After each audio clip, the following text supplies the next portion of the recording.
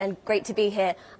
I would say that the sentiment for private markets still remains very strong, and private credit specifically is certainly an area that we're seeing interest from investors. And some of the reasons for that is that it is a floating rate asset class, and when you have rates where they are, and clearly we're in a higher for longer environment, you are seeing that showing up in the bottom line for investor returns. So I think the sentiment is still very strong for private credit, and we're likely to see that continuing from here. You talk about the key feature of private debt markets, which is that they tend to be floating rate assets. In the last couple of days, we have seen investors dial up expectations for more Fed cuts in the future. How is this poised to affect demand for private credit if we see the Federal Reserve move to cut rates more than expected? Sure, and I think it's worth saying that in terms of the spread that you're able to achieve over liquid markets, which is, typically what we tend to use as a proxy in terms of, looking at the returns you're able to get in private credit. Even if rates were to fall from here, you would still be able to generate quite an attractive return, say 200, maybe even slightly higher than that, spread over liquid markets. So from an investor perspective who's got the opportunity to invest across different asset classes, private credit, still looks attractive when you put that lens on it. Tamsin, how difficult market environment is it, though, this year? Because I've got to say, at the start of this year, we're talking about the ECB cutting.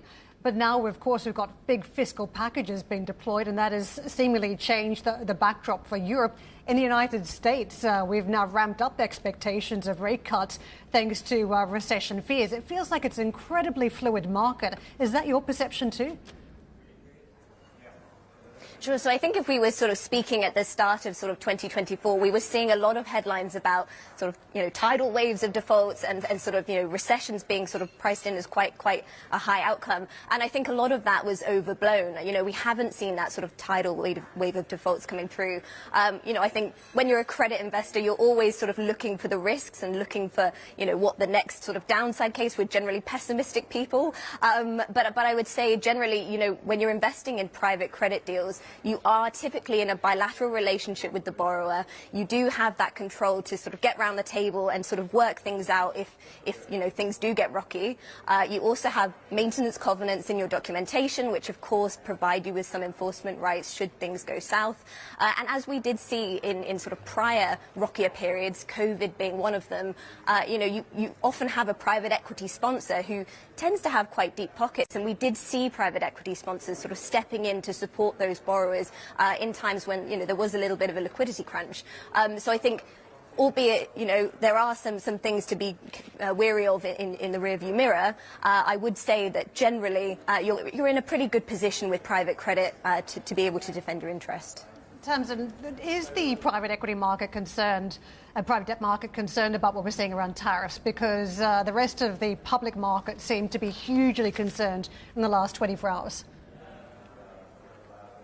I think in terms of sort of macroeconomic stresses in general, I think, we can look back, albeit sort of private credit's a fairly sort of a newer asset class compared to sort of some of the other asset classes which have a much longer history. But I think generally private credit has held up well, due to some of those reasons that I outlined around the protections that you have within the asset class.